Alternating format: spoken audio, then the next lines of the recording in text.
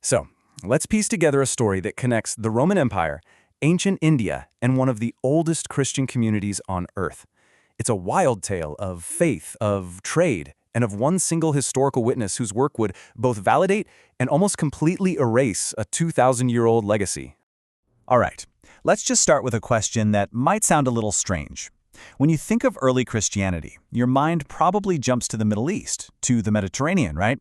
But what if I told you a key part of that story actually unfolded thousands of miles further east, on the coast of India? Think about this for a second. According to tradition, the Apostle Thomas landed in Kerala, India in the year 52 AD. That's only about 2 decades after the crucifixion, and it's happening while the infamous Emperor Nero is ruling in Rome. We're not talking about some medieval legend here. This story starts right at the very dawn of Christianity. And out of this mission, you get this incredible community, the Nazarenes, also known as the St. Thomas Christians. For almost 2,000 years, they've been this amazing cultural fusion, Hindu in their social customs, Christian in their faith, and Syrian in their liturgy. That means their prayers and traditions were in a language from the heart of the Middle East. Their whole history, it's been passed down for centuries in songs and stories, all detailing how the apostle founded these 7.5 churches. And look at where they are. These weren't just random spots. These were major strategic trade hubs where Thomas supposedly converted both local Jewish communities and even high-caste Brahmin families. For hundreds of years, this amazing story was pretty much just a local tradition, kept alive there on the Malabar coast. So the big question is, right, is this just a cool legend or is there actual proof from that long ago?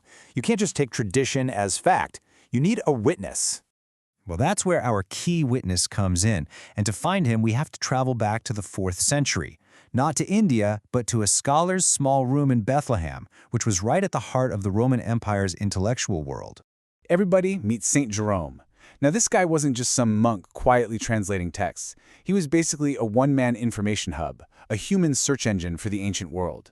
Living in Bethlehem put him at the crossroads of everything, giving him access to travelers, merchants, and books from all over, including the Far East. Okay, and this is where it gets really interesting. In this very complicated letter he wrote, Jerome just casually lists Thomas in India right next to Peter in Rome. Think about that. He treats it like it's a completely normal, accepted fact. He's not arguing for it, he's just stating it. For his larger point to even work, his audience had to already know it was true. So you might be wondering, how could a guy in Bethlehem be so sure about what was happening way over in India? Well, the answer is that the ancient world was way more connected than we usually think. Look, Jerome wasn't just talking about some faraway mythical land. He had the receipts. He knew the specific port, Muziris. He knew that's where the Romans went for pepper, a huge luxury back then. He even wrote about the philosophical traditions of the Indian Brahmins. These trade routes were like the information highways of their day. But then Jerome throws us a curveball. The Indian tradition is crystal clear. Thomas died at Mylapore on the east coast of India. But Jerome names a city called Kalamina. For centuries, this just looked like a flat-out contradiction, a historical dead end. But it turns out, modern linguistic research has totally cracked the code. Kalamina isn't a city at all. It's a Latinized corruption of Kalamandalam, which was the name of the Tamil kingdom where Mylapore was located. So Jerome's supposed mistake is actually incredible confirmation. It proves his source was talking about the exact right part of India. And if you thought that was cool, the story gets even richer. Jerome also tells us about this other mission. Around the year 180, a really famous scholar from Alexandria named Pantaenus was sent to India, and what he found there was just astonishing. So Pantaenus shows up, right? And he doesn't find a blank slate. He finds an existing Christian community, among the Brahmins no less. And get this, they had a copy of the Gospel of Matthew written in Hebrew, which they said was left for them by another apostle, Bartholomew. This suggests there might have been multiple apostolic missions to India. And you have to understand, Jerome wasn't just some outlier shouting into the void. We're talking about the A-listers of the 4th century church. Ambrose, Gregory of Nazianzus, John Chrysostom, all of them backed up the story of Thomas in India. For them, it wasn't a debate. It was an established fact. For 1,000 years, Jerome's writings were the West's stamp of approval on this ancient church. But when the Christian East and West finally met again in force, his legacy would get twisted into something he could have never, ever imagined.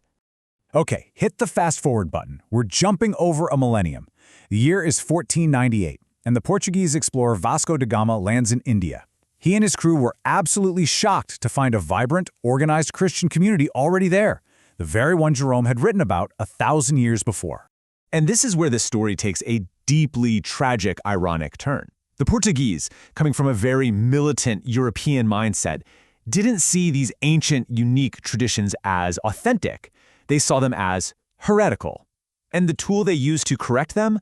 The Latin Vulgate Bible, the standard scripture of the Catholic Church, translated by St. Jerome himself, his own masterpiece. All of this came to a head at a really dramatic and frankly painful event, the Synod of Damper in 1599. It was basically a council with one single goal: to forcibly erase the community's unique Syrian and Indian heritage and remake them in a purely European mold. So just think about this. Jerome's work, which had once been the external proof of their ancient history, was now being used as a weapon to destroy it. The Synod ordered their ancient Syriac books to be burned, their Hindu-influenced customs to be banned, all of it replaced with a Western model of what it meant to be Christian. You'd think this would be the end of the story, right? A systematic attempt to just wipe out a culture. But it wasn't. The spirit of this ancient community turned out to be far more resilient than anyone expected. Decades later, in 1653, a huge part of the community rose up. They gathered together and took this incredible oath, now known as the Coon and Cross Oath, vowing to throw off Portuguese control forever. Now, this led to a painful split in the community that actually still exists today, but it was a massive act of defiance that guaranteed their ancient identity wouldn't be snuffed out. So what's the takeaway here? It's that Jerome's legacy is incredibly complex. His work is still the key piece of ancient Western evidence for this community's origins, but it also became an unintentional weapon of conflict, used in ways he never could have foreseen. But above all, it's a story of unbelievable resilience. It's just a powerful reminder that our world has always been so much more interconnected than we give it credit for. And it leaves you with a question, doesn't it? What other lost histories, what other surprising connections are still out there, just waiting to be rediscovered between the lines of some ancient text?